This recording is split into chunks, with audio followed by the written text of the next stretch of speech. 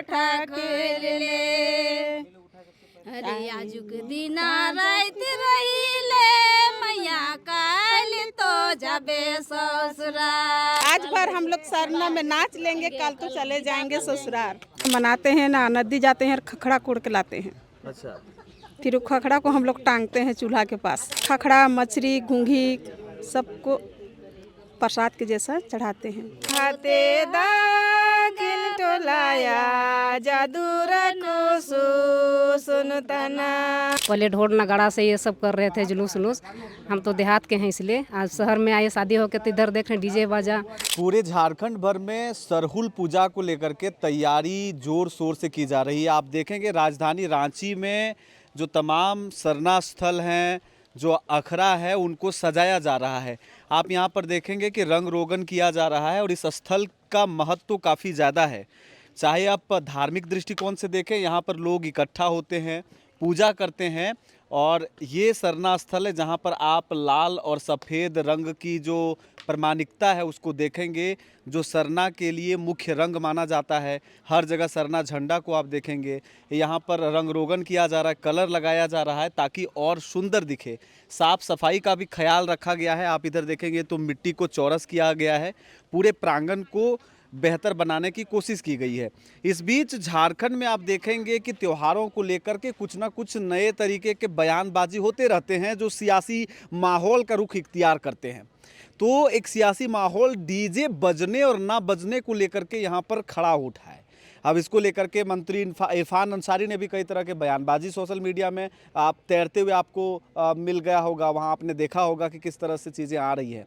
अब सरहुल जो कि प्रकृति पर्व है, जो वर्षों से आदिवासी समुदाय इसको मनाते आया है, ढोल नगाड़े मांदर के थाप पर या इसमें अन्य जो उनके अपने वाद्य यंत्र हैं उनको बजा करके ये इस त्यौहार को सेलिब्रेट करते हैं, प्रकृति को अपने पास बुलाते हैं, प्रकृति को ये धन्यवाद देते हैं इस त्यौहार के माध्यम से।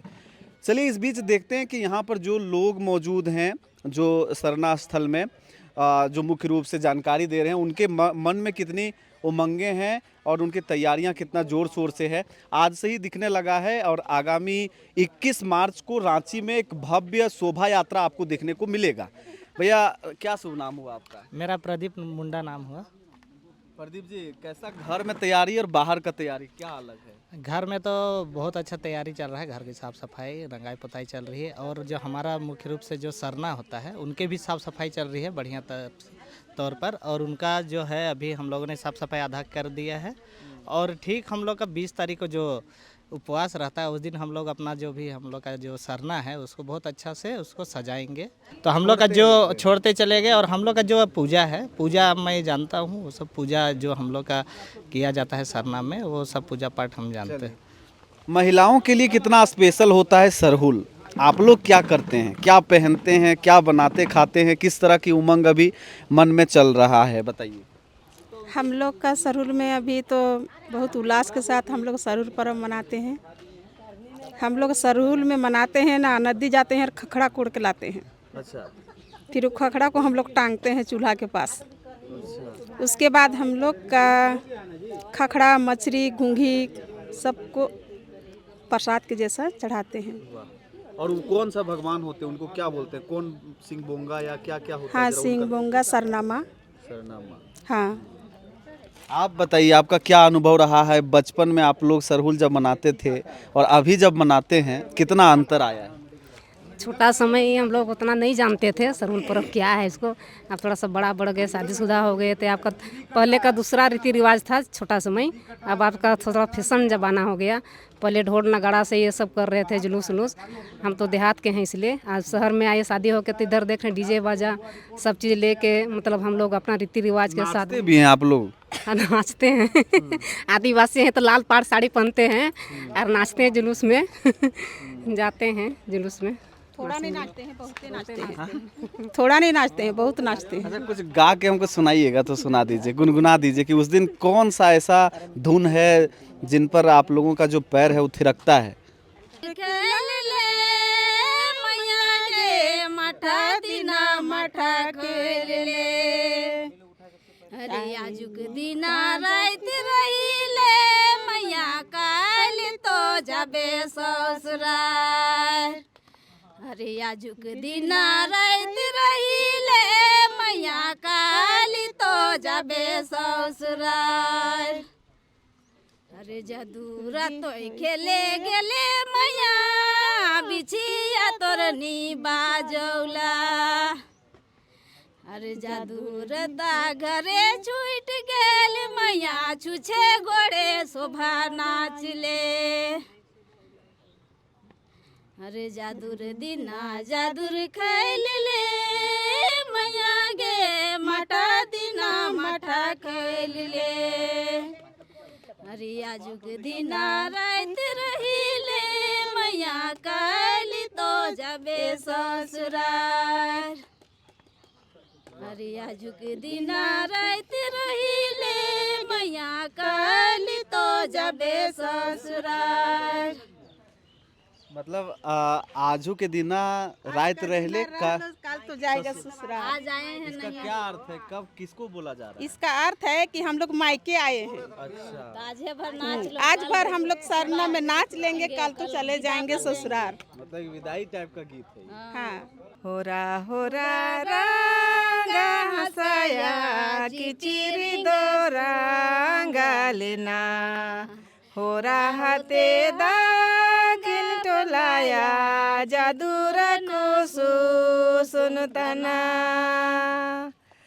हेला रे होरा रंगा हंसाया किचिरी दो रंगा लेना। अब बताइए, इतना सुंदर गीत आप लोगों के पास है, इतना सुंदर आप नृत्य भी करती हैं। चूँकि आदिवासी का शब्द का जिक्र होता है तो नाच गाने से होता है, थिरकने नाचने गाने से लेकर के है। आज डीजे को लेकर कई तरह का बयानबाजी हो रहा है। आदिवासी, कई सारे आदिवासी जो नेता हैं, नेत्री हैं, वो बयान दे रहे हैं, धार्मिक हिसाब से इसको बोल रहे हैं कि डीजे नहीं बजेगा तो ऐसे कर देंगे वैसे कर देंगे। आप लोग क्या देखते हैं, सच में इतनी ज़रूरत है? बहुत पहले की हम बात करें तो उस समय में आधुनिकीकरण नहीं हुआ था। जितना भी मशीनीकरण हुआ है या फिर जितना हम डिजिटाइजेशन की बात करते हैं वो नहीं था।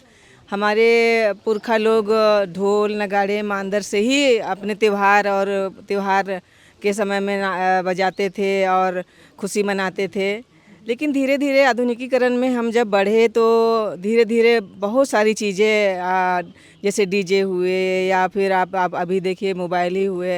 हमारे भाई ने अभी कहा था कि पहले हमारा आदिवासी जनजाति जो था जंगलों में रहता था तो पत्ते पहनते थे। अभी भी आप अंडमान निकोबार जाइए या कहीं जहाँ भी आप जाइए, जो प्रिमिटिव ट्राइब्स हैं हमारे, वो जो सिविलियन नहीं हो पाए हैं वो पत्ते पहनते हैं। तो उस तरह से आदिवासी अब इतना, चूँकि हम 21वीं 22वीं सदी में आ गए हैं, इतने आधुनिकीकरण युग में आ गए हैं, तो हम भाई बाकी और लोग जैसे करते हैं उस तरह से हम भी पहनते हैं। हम भी, हमारा खान पान भी वही है और डीजे आधुनिकीकरण का एक रूप है। तो हमारा कहीं ना कहीं हमारा युवा लोग है ढोल नगाड़े बजाना छोड़ दिए। हमारा कहीं ना कहीं पुरखा का भी गलती था कि सिखाया नहीं उनको बैठ कर के ये इस तरह का रीति रिवाज है। ये कहीं ना कहीं जो कम्युनिकेशन गैप हुआ हमारा पुरखा और हमारे जो युवा पीढ़ियों के बीच में, उसका ये परिणाम है।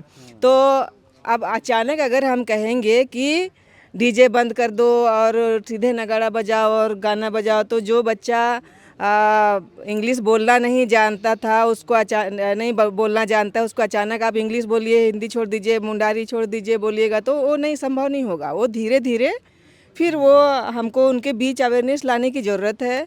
अपने रीति रिवाज, अपनी पारंपरिक पूजा पद्धति और जो परिधान है या जो विधि व्यवस्था है, रीति रिवाज है हमारा, उसके तहत तो धीरे धीरे वो अच्छा, एक सवाल होगा, हम इस बात को हम समझ गए।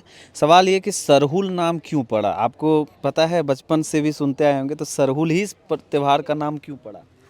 क्योंकि सरहुल में हम लोग जो भी आदिवासी जो भी पूजा करता है तो प्रकृति का पूजा करता है, और धरती को हम लोग जल डालते हैं, और हम लोग सखुआ का जो पत्ता है उसमें देते हैं, और सखुआ का जो फूल है जब पूजा करते हैं तो हम लोग अपने धरती माँ को हम लोग अर्पित करते हैं उस फूल को। बाकी अब मंदिरों में देखो या बाकी और कहीं भी जगह है तो वहाँ देखो अब कोई भी फूल, उड़हुल फूल हुआ या गुलाब फूल हुआ या जो भी फूल हुआ उसको चढ़ाया जाता है। लेकिन हमारा सरना समाज में या हमारा आदिवासी जो रीति रिवाज है, पूजा पद्धति है, उसमें सरहुल में खास करके सखुआ फूल को चढ़ाया जाता है।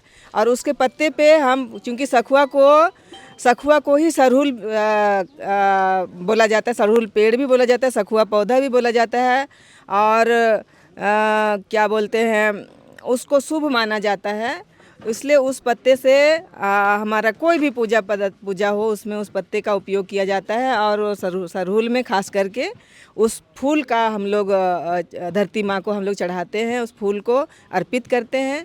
इसलिए उस पूजा में सखुआ फूल चढ़ाते हैं और सरहुल नाम रखा गया है इसका।